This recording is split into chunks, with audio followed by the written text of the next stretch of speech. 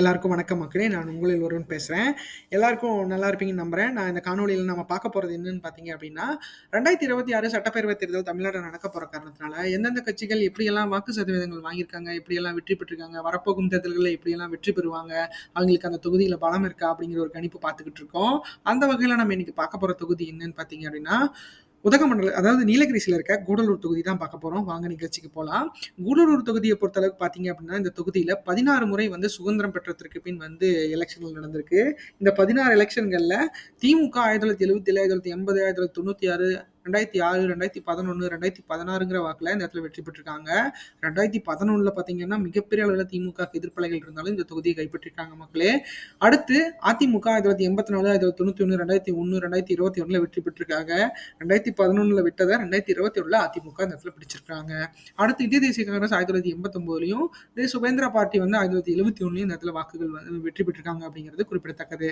கூடலூரை பொறுத்தளவுக்கு பார்த்தீங்க அப்படின்னா, 16 முறை எலெக்ஷன்ல 6 முறை திமுகவும், 4 முறை அதிமுகவும், 1 முறை வந்து இந்திய தேசிய காங்கிரஸும், 1 முறை வந்து சுபேந்திரா பார்ட்டியும் இந்த இடத்துல வெற்றி பெற்றிருக்காங்க. 12 முறை எலெக்ஷன்கள் இந்த இதில் நடந்திருக்கு. 16 சொல்லிட்டேன். அடுத்து கூடலூர் சட்டமன்ற தேர்தல் நிலவரங்களை பொறுத்தளவுக்கு பார்த்தீங்க அப்படின்னா, நம்ம 2 தேர்தல்கள் எடுத்து கன்சிடர் பண்ணிட்டு இருக்கோம். 2016, 2021. 2016 பொறுத்தளவுக்கு பார்த்தீங்க அப்படின்னா, இந்த தொகுதியில திமுக தான் வெற்றி பெற்றிருக்காங்க. திமுக பொறுத்தமட்டில் பார்த்தீங்க அப்படின்னா, இந்த தொகுதியில பயங்கர ஸ்ட்ராங்கா இருக்காங்கிறத நம்ம ஃபர்ஸ்டே பார்த்தோம். அந்த வகையில இந்த தொகுதியில எம் தவமணி அப்படிங்கிறவங்க போட்டியிட்டு 62,128 வாக்குகளும் 48.10% பெற்று இந்த இடத்துல வந்து அவங்க வெற்றி பெற்றிருக்கிறாங்க. அடுத்து அதிமுக சார்பில் கலைச்செல்வன் அப்படிங்கிறவர் போட்டியிட்டு 48,749 வாக்குகளும் 37.70% பெற்று இந்த இடத்துல வந்து 2ஆம் இடத்தை பிடிச்சிருக்காங்க. அடுத்து மக்கள் நல கூட்டணி சார்பில் இந்த இடத்துல பார்த்தீங்க அப்படின்னா, Communist Party of India Marxist கட்சிக்கு தான் கொடுத்திருக்காங்க. அவங்க பி தமிழ்மணி அப்படிங்கிறவங்க போட்டியிட்டு 9,044 வாக்குகளும் 7% பெற்று இந்த இடத்துல அவங்க 3ஆம் இடத்தை பிடிச்சிருக்காங்க. அடுத்து பாரதிய ஜனதா பார்ட்டி சார்பில் இந்த இடத்துல வந்து PM பரசுராமன் அப்படிங்கிறவங்க போட்டிக்கிட்டு 5,548 வாக்குகளும் 4.3% பெற்று இந்த இடத்துல அவங்க 4ஆம் இடத்தை பிடிச்சிருக்காங்க அப்படிங்கிறது குறிப்பிடத்தக்கது. ஆக மொத்தத்தில் திமுகவுக்கு இந்த இடத்துல வாக்குகள் அதிகமாக இருக்கு. அடுத்து 2021 தேர்தலை பொறுத்தளவுக்கு பார்த்தீங்க அப்படின்னா, இந்த தொகுதியில அடுத்து 2021 தேர்தலை பொறுத்தளவுக்கு பார்த்தீங்க அப்படின்னா, இங்க வந்து அதிமுக இந்த தடவை கைப்பற்றியிருக்காங்க. அதிமுக பொறுத்தமட்டில் பார்த்தீங்க அப்படின்னா, இந்த தொகுதியில பொன் ஜெயசீலன் அப்படிங்கிறவங்க போட்டிக்கிட்டு 64,496 வாக்குகளும் 47% பெற்று இந்த இடத்துல வந்து அவர் வெற்றி பெற்றிருக்காரு. அதிமுக பார்த்தீங்க அப்படின்னா, இது ஒரு நீலகிரிஸ்ல முதல் முறைன்னு இல்லை, இந்த இடத்துல வந்து ரொம்ப நாள் கழிச்சு வெற்றி பெற்றிருக்கிறாங்க. அடுத்து டிஎம்கே சார்பில் பார்த்தீங்க அப்படின்னா, காசிலிங்கம் அப்படிங்கிறவர் போட்டிக்கிட்டு 62,551 வாக்குகளும் 45.60% பெற்று இந்த இடத்துல அவங்க 2ஆம் இடத்தை பிடிச்சிருக்காங்க. அடுத்து நாம் தமிழர் கட்சி சார்பில் கீர்த்தீஸ்வரன் அப்படிங்கிறவங்க போட்டிக்கிட்டு 7,317 வாக்குகளும் 5.3% பெற்று இந்த இடத்துல அவங்க 3ஆம் இடத்தை பிடிச்சிருக்காங்க அப்படிங்கிறது குறிப்பிடத்தக்கது. ஆக மொத்தத்தில் இந்த இடத்துல அதிமுக இந்த தடவை வின் பண்ணியிருக்காங்க. அடுத்து பார்த்தீங்க அப்படின்னா, நம்ம கூடலூர் மக்களவை தேர்தல் நிலவரங்கள் பார்த்துடலாம். அந்த வகையில் பார்க்குறப்போ இந்த இடத்துல 2 மக்களவை தேர்தல்கள் பார்த்துட்டு இருக்கோம். 2019, 2024. 2019 பொறுத்தளவுக்கு பார்த்தீங்க அப்படின்னா, இந்த தொகுதியில் திமுக தான் ஜெயிச்சது. திமுக சார்பில் பார்த்தீங்க அப்படின்னா, ராஜா அவர் தான் போட்டிக்கிட்டாரு. அவர் பார்த்தீங்க அப்படின்னா திமுகவோட துணை பொதுச்செயலாளராக இருக்காரு, மூத்த நிர்வாகியாகவும் இருக்காரு அப்படிங்கிறது குறிப்பிடத்தக்கது. அந்த வகையில் இந்த தொகுதியில் அவர் 79,779 வாக்குகளும் 37.88% பெற்று இந்த இடத்துல வெற்றி பெற்றிருக்கிறாரு. அடுத்து அதிமுக சார்பில் இந்த இடத்துல பார்த்தீங்க அப்படின்னா, தியாகராஜன் அப்படிங்கிறவர் போட்டியிட்டு 39,961 வாக்குகளும் 18.97% பெற்று இந்த இடத்துல அவங்க 2ஆம் இடத்தை பிடிச்சிருக்கிறாங்க. அடுத்து நாம் தமிழர் கட்சி சார்பில் இந்த இடத்துல பார்த்தீங்க அப்படின்னா, நம்மளுக்கு 6,172 வாக்குகளும் 2.93% பெற்று இந்த இடத்துல அவங்க 3ஆம் இடத்தை பிடிச்சிருக்காங்க அப்படிங்கிறது குறிப்பிடத்தக்கது. அடுத்து 2024 மக்களவைத் தேர்தலை பொறுத்தளவுக்கு பார்த்தீங்க அப்படின்னா, கடந்த ஆண்டு நடந்து முடிந்த மக்களவைத் தேர்தலில் இந்த இடத்துல மீண்டும் வந்து பார்த்தீங்க அப்படின்னா திமுக வெற்றி பெற்றிருக்காங்க. திமுக சார்பில் மீண்டும் ராஜா அவர்கள் தான் போட்டிட்டு இருக்காரு. அவர் பார்த்தீங்க அப்படின்னா 69,195 வாக்குகளும் 47.04% பெற்று இந்த இடத்துல அவர் வெற்றி பெற்றிருக்கிறாரு. அடுத்து இந்த இடத்துல பார்த்தீங்கன்னா, அதிமுக சார்பில் பாஜக தான் போட்டிட்டாங்க. பாஜக சார்பில் முருகன் அவர் தான் போட்டிட்டு இருக்காரு. அவர் இப்போ மத்திய இணையமைச்சராக கூட இருக்கிறாரு. அவர் 27,454 வாக்குகளும் 18.66% பெற்று இந்த இடத்துல அவங்க 2ஆம் இடத்தை பிடிச்சிருக்காங்க அப்படிங்கிறது குறிப்பிடத்தக்கது. அடுத்து பார்த்தீங்கன்னா, அதிமுக சார்பில் இந்த இடத்துல லோகேஷ் தமிழ்ச்செல்வன் அப்படிங்கிறவர் போட்டியிட்டு 19,033 வாக்குகளும் 12.94% பெற்று இந்த இடத்துல அவங்க 3ஆம் இடத்தை பிடிச்சிருக்காங்க. அடுத்து நாம் தமிழர் கட்சி சார்பில் ஜெயக்குமார் அப்படிங்கிறவர் போட்டியிட்டு 4,948 வாக்குகளும் 3.36% பெற்று இந்த இடத்துல அவங்க 4ஆம் இடத்தை பிடிச்சிருக்காங்க அப்படிங்கிறது குறிப்பிடத்தக்கது. அடுத்து கூடலூர் தொகுதி 4 தேர்தல் நிலவரங்கள் பார்த்துடலாம். அந்த வகையில் பார்க்குறப்ப அதிமுக பொறுத்த மட்டும் 2016 37.70%, 2019 18.97%, 2021 47%, 2024 12.94% பெற்று இந்த இடத்துல வந்து வாக்குகள் வந்து மிக குறைவான இடத்துல வந்து குறைவான அளவில் வாங்கியிருக்கிறத நம்மளால பார்க்க முடியும். ஆக மொத்தத்தில் சட்டமன்ற தேர்தல்னு வரப்போ இந்த இடத்துல அதிமுகவோட வலு வந்து கொஞ்சம் அதிகமாக இருக்கு. ஸோ அந்த வகையில் இந்த தடவை பாஜகவும் எங்களோட இணைஞ்சிருக்காங்க. ஸோ எப்படி நடக்க போகுது, என்ன பண்ண போறாங்க அப்படிங்கிறத பார்க்கலாம். அடுத்து திமுக பொறுத்தமட்டில் பார்த்தீங்க அப்படின்னா 2016 48.10%, 2019 37.88%, 2021 45.60%, 2024 47.04% வாங்கி இந்த இடத்துல வந்து வாக்குகளை அதிகமான முறையில் பெற்றுட்டு இருக்காங்க திமுக அப்படிங்கிறது குறிப்பிடத்தக்கது. ஆக மொத்தத்தில் அவங்களோட கோட்டையாக இது கருதப்படுது. அடுத்து பார்த்தீங்க அப்படின்னா 2016 நாம் தமிழரை பொறுத்தமட்டில் 2016 1.80%, 2019 2.93%, 2021 5.30%, 2024 3.36% பெற்று இந்த இடத்துல வந்து வாக்குகள் வந்து ஒரு கணிசமான வாக்குகள் கூட இல்லாம மிக குறைவான வாக்குகள் வந்து நாம் தமிழருக்கு கிடைச்சிக்கிட்டு இருக்கு. ஸோ இந்த முறை என்ன பண்ண போறாங்க அப்படிங்கிறத பொறுத்திருந்து பார்க்கலாம்.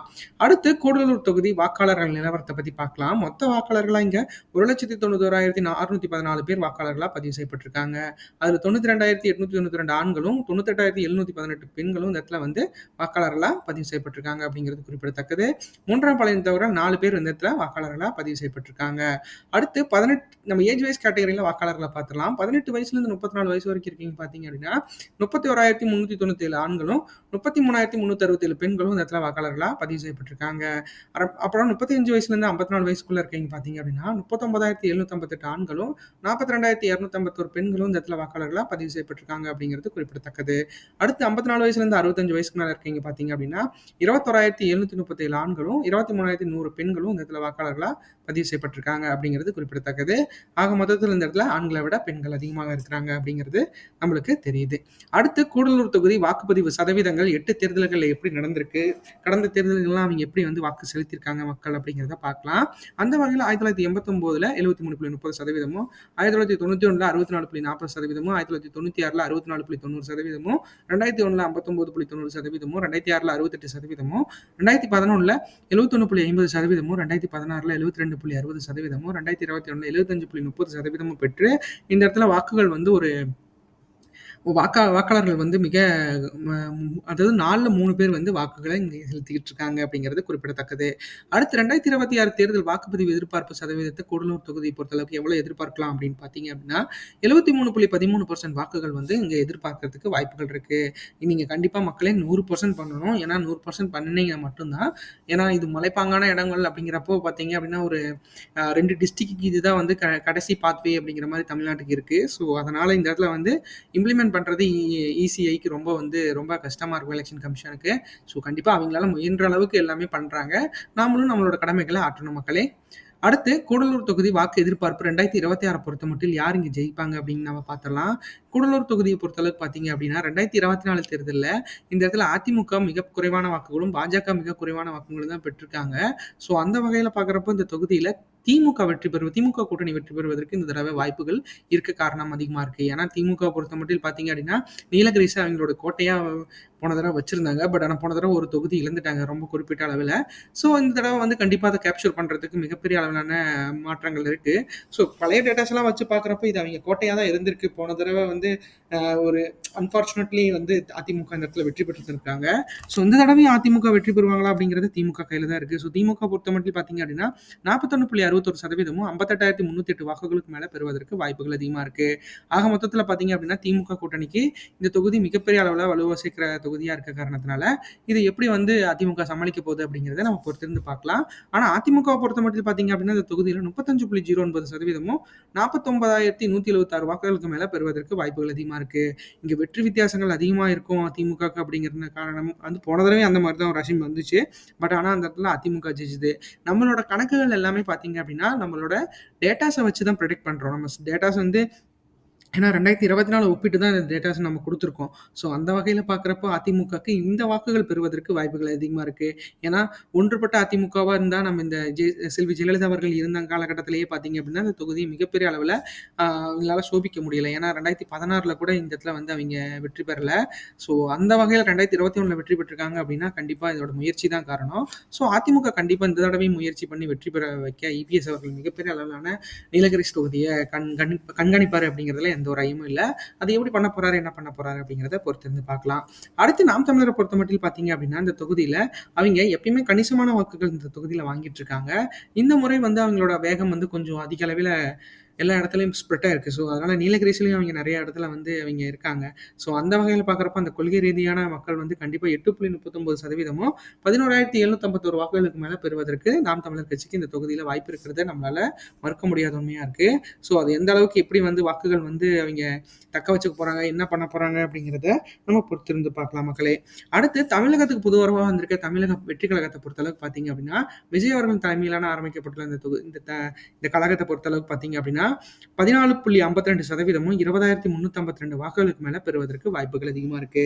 ஏன்னா, அவிங்களுக்கு இப்ப வரைக்கும் தரவுகள் எதுவுமே இல்ல. அவிங்க எப்படி வெற்றி பெறுவாங்க அப்படிங்கிறது. ஏன்னா, அவிங்க சொல்றாங்க 25%க்கு மேல எங்களுக்கு வாக்கு இந்த தடவ வந்து வாங்குறதுக்கு வாய்ப்புகள் அதிகமா இருக்கு அப்படிங்கிறத அந்த கழக உறுப்பினர்கள்லாம் சொல்லியிருக்காங்க.